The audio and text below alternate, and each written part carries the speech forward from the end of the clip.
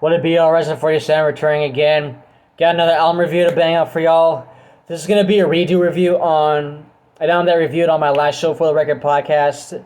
Reviewed it on the 20th anniversary of this album, which was in April. And the album is Twiztid Mirror Mirror, released April 9th, 2002. I'm sure a lot of my subscribers know who Twiztid are, but for those of that don't, I'll break it down really fast. They're a hip-hop duo from Detroit, Michigan. The members are Jimmy Madrox and Monoxide. They started rapping in 1992 under another group called House of Crazies with their boy the ROC. They put out like about 5 albums. My favorite of theirs personally is Homebound. In 1997, they split up because their manager was not paying them any money, just fucking with them. And they got signed to Psychopathic Records because they sent Valentine a demo tape of 3 songs. They recorded after their breakup because they met ICP on the House of Horror tour for Great Malenko. And Jay loved this material, signed them to Psychopathic, and in 1998 they dropped their debut album, Most Tasteless, which is my favorite album of theirs and my favorite Psychopathic album of all time. And then in 99 they put that out again through Island Records, Island Def Jam. In 2000 they followed that up with their second album, Freak Show. Iconic album. That's when they really started dabbling with like more rock sounds. They started painting their faces, Rip and Juggalos hard.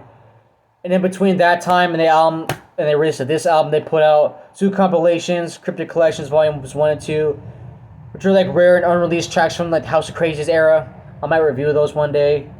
But the lore about this album started up like around March 2002, which on their website Twiztid.com they started advertising the Mirror Mirror tour, which nobody knew what that was. People thought it was just a random tour. People thought it was an album coming out. And it was. Started up in March, and on that tour they started selling copies, passing out copies of the Mirror Mirror sampler, which is pretty fucking dope, pretty rare. You got like a poltergeist type shit right there with like that handprint. And on the disc art itself, if you can see, it says 4202. So the original release date was actually April 9th. They pushed it back a week. And nobody knew about this album's release because it was only internet promoted. They were advertising it as like an EP as well. So once the album came out, you either knew about it, you got a release date, or you didn't. Didn't find out until days, weeks, or even months later. So here's the artwork. I'll say right now, this right here is my favorite album cover of all time. I said that in my top 10 CD packaging video. I love the lighting with the purple shit. Madrox has really long spiral legs, the whole mirror frame and all that. This is the OG print as well. I have like the reissue as well from 2003. And then this is what I'm talking about. Just on the back it says Mirror Mirror, no track list. It was being promoted as an EP, so you thought only 7-8 songs. But then you open it up and that right there is 11 tracks, so it's basically a full-length LP. And then there's disc art right there, dope as fuck. I love that, like the threes, that kind of design. Go through the booklet really quick here. So over here, got like a close up of their contacts, album credits. I got a dope pic of Twiztid right there, and then right here the prophecies will unfold and be explained in the Green Book. This was like a fucking like tease for like their next album after this, which was the Green Book, and then ads for like Freak Show, Most Tasteless, Tales from Lotus Pod, Wants to Be in the Hood.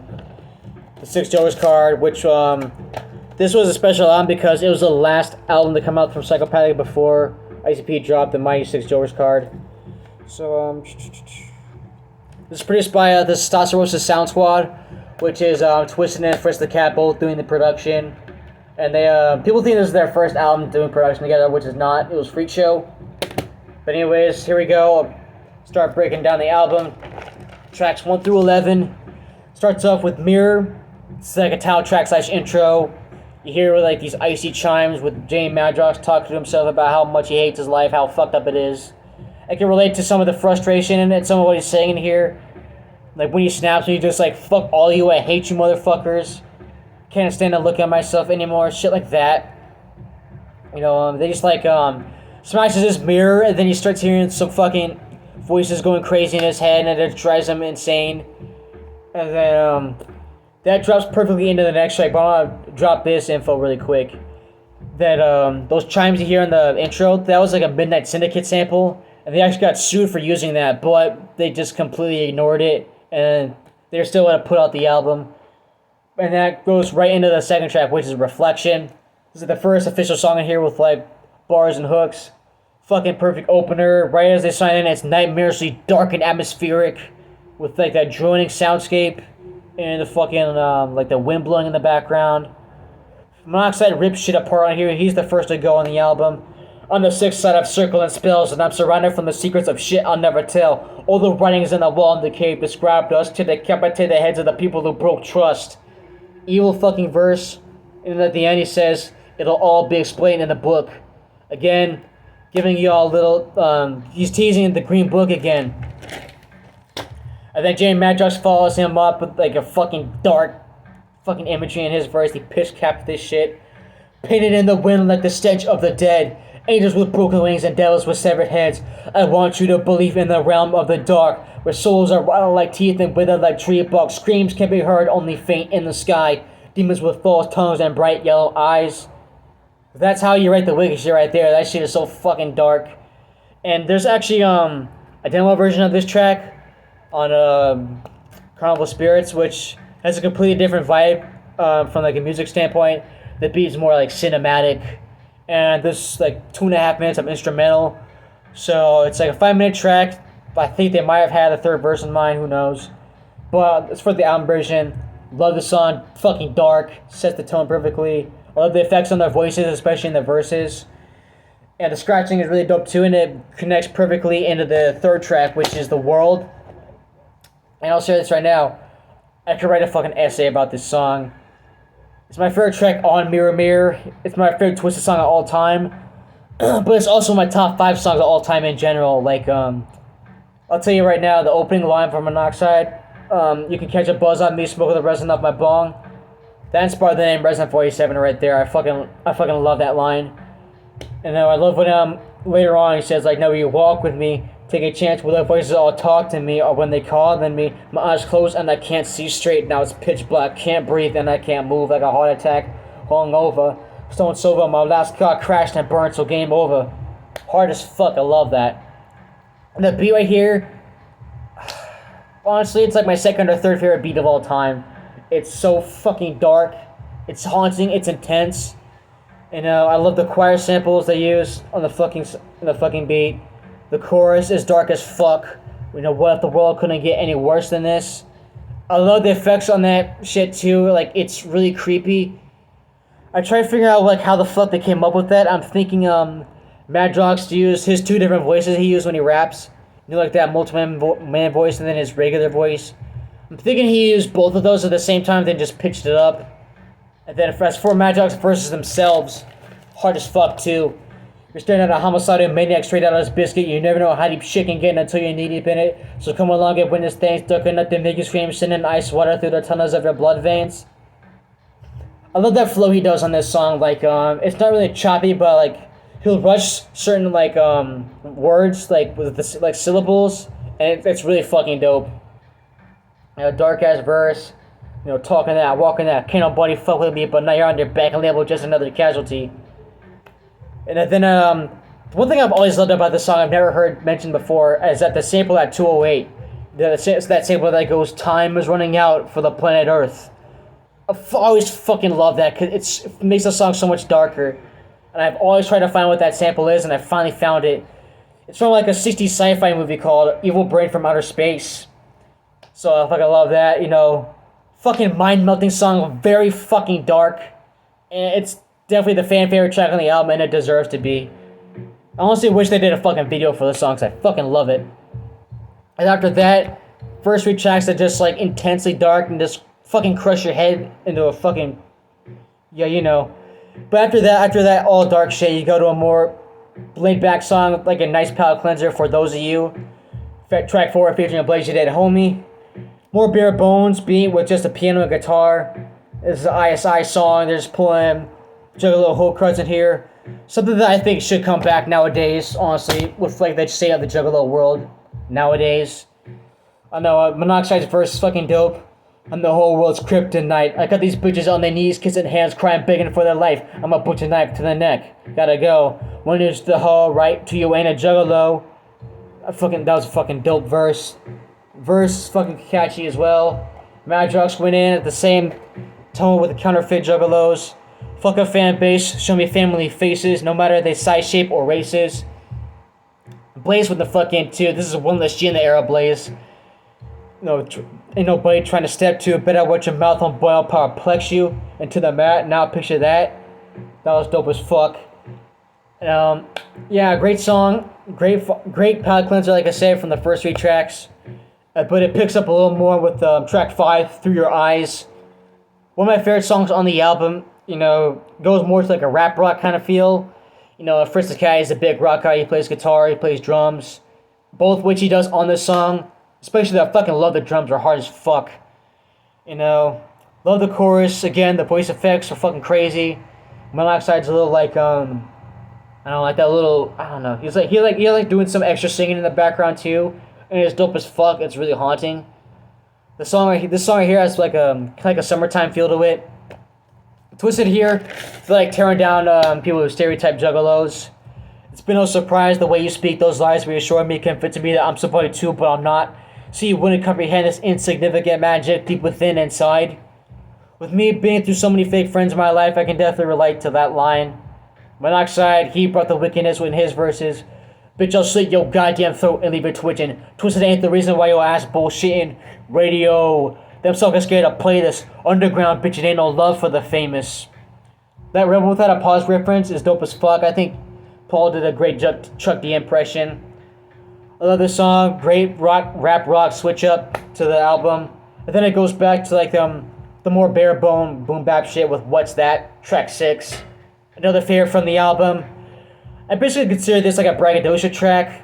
Production here, more stripped back but a lot more rugged and it's really fucking bumps. This is like that screaming sample in the background that comes up like around like I don't know, it's towards the beginning of Madrox's verse. It's fucking dope. Madrox goes in on Whack MCs in his third verse. The third verse is where I wrote down something from him. We got the dialected, dialectual intellect. We change up love and hate without no textbook or no internet. His flow right there, like how he delivered that was so fucking dope. Pinpoint precise on beat. Monoxide stole this song to me though. We ain't the trends of the millennium. I can tell you that. You can keep that freestyle rapping backpack. We are the drama seekers, looking for non-believers. We walk in waters and cloud in search of dream weavers. Ill shit, I fucking love that. Great fucking choice of like how he put that together with like those words and shit. Fucking dope. And then it goes into track 7, which is another fan favorite. Left Field featuring Violent J. I would say this is my favorite feature of Violent J verse. He goes hard as fuck on here. It's the juggler, a juggalo role model. I stab people in the neck with a broken beer bottle. If then you meet me and expect a nice guy, you're looking at ain't stuck a screwdriver in your eye yet. I mean, there's endless quotables on this track. It's a whole ass bar fest. He's going back and forth with Paul on this track. Here's something that I wrote down from him. I'm a axe toter, user, deep throater. Wanna know a juggalo if I showed you shadowless. My reflection cast, a demon with green eyes behind stained glass eye. Sea spirits, and I talk to people that ain't there. They seem to vanish in thin air. I think, fucking the way Vanche ends the verse so iconic. Like, I won't say nothing, fuck taking a picture, fuck shaking a hand, I'll put you at me and hit ya. Then I kick your fucking guts in until your ribs break. There's your motherfucking handshake, bitch. The beat really makes you focus on the lyrics more because it's more stripped back again. Got some really dope dark bass to it. And like that cello sample that pops in like 2 or 3 times maybe. It's fucking crazy, I love it. And there's also like a second version of this track called Right Field, which has Shaggy 2'd up instead of Jay. Which I'm thinking there was maybe like a demo for this song. But if it was meant to be a sequel, I think they should have Jamie Madrox instead of Monoxide. And they could have put like right after Left Field. But instead of that song, you get track 8, Dirty Little Girl. Just one of like Twiztid's signature sex tracks, like basic R&B parody. It's definitely my least favorite track on the album. I don't like it at all. I used to like it a little bit now, back in the day, but I completely skip it now. Madrox has a real ability to sing during this time of his career, but Monoxide singing on this song is like nails on a fucking chalkboard. And basically at the end, they're doing like a bunch of perverted shit talking. Blaze it at homie. He's in that chicken shack, and Blaze is in that chicken shack. You Raven Star for those of you. Pretty much explains the meaning of the next song, which is Can't CNT track 9. One of my all-time favorites on Mirror Mirror. I think it's the most underrated track on the album. Like the beat's very dark, but it's opposed by some motivating lyrics, mainly from Jamie. You can be the captain of your own enterprise. USS Realize. Dope Star Trek reference right there. Monoxide Boogie followed him after that. Did what he does best.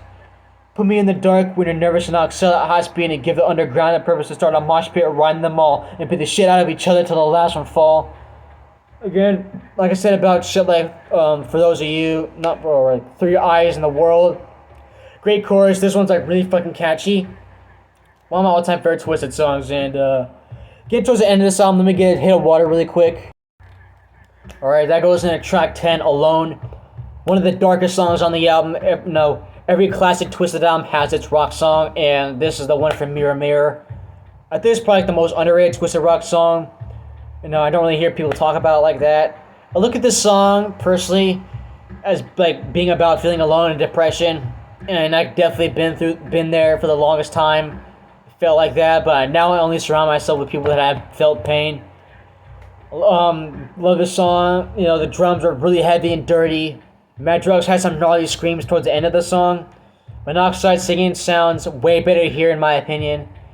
And what I have written down from the third verse is, and you don't give a shit about seeing them every day. If they were here with you now and not so far away. But now they live in a realm where everything is black, and when they're gone, they're never coming back. I think they might be talking about suicide with that one. Personally, that's how I perceive it. That vocal sample they use in the song, like that dude saying like all obsessed with the taste of flesh. It's fucking dope. And, like the way they backmask it like before the chorus is dope as fuck. I love it. It's so dark. And then track ends off with like a classic song of theirs. Track 11, You're the Reason. Chilling, Twiztid Serial Killing Juggalo love song. One of their best album closers. And I haven't heard this song in years before I review this album. But like my hair stood up once this came on. This is like one of the best songs of their almost 30-year-long career making music. I love what Monoxide said. You're the reason why I'm glad to be a juggalo and bring the wicked shit to every town where everybody go. Fucking love that. Matt Drox didn't know how well this line would age right here, If we face our problems together, we can all rearrange and stand strong. That definitely that could definitely be applied to like the whole bullshit what's going on in the Juggalo world right now. Petty shit, if you ask me. But that's beside the point. So that Metro line cuts deep. They stood by everything they said when this was recorded. They've been trying to reestablish that connection with the Juggalos recently, which I respect, because fuck the drama, fuck the bullshit. Still a classic Twiztid song 20 years later, and a powerful sign-off to the album. And at the end, you hear this voice saying, like, it's coming, it's coming. Right at the end, advertising the Green Book again. And that's how the album ends. And that is Twiztid's Mirror Mirror classic album from 2002. This is my favorite EP of all time, and it's in my top 20 albums of all time in general. My favorite album there, like I said, is Mo Tasteless. But I feel like it's disrespectful just calling this EP. Everything about it says LP. From the production to the lyrics, the artwork, and how all the songs connect. When I think of 2002, I think of this. It's a lot more sample-based than anything else they did, And it's so far away different from everything else in Psychopathic. It doesn't sound like a Psychopathic album, like really. It sounds like it's like a lot more dark, grimy, boom bap sounding shit. Fritz the Cat, Dame Max, Monoxide, all in production. They fucking murdered shit. And Jimmy and Paul's lyricism here stepped up a lot, especially Monoxide's. They're doing more wordplay. They're using a lot more internal rhyme schemes, like how real fucking MCs do. And yeah, man, I fucking love this album. My rating for it, it's a perfect score. 5 out of 5, 10 out of 10. My top 3 favorite songs. Number 3, Can't. Number 2, Reflection. And then number 1, obviously, would be The World. So, thank y'all for watching. Happy I went back to re-review this album. If you liked it, like, comment, share, subscribe, put on notifications. Don't miss a video. Until then, Rezin47, and I'm signing off this bitch.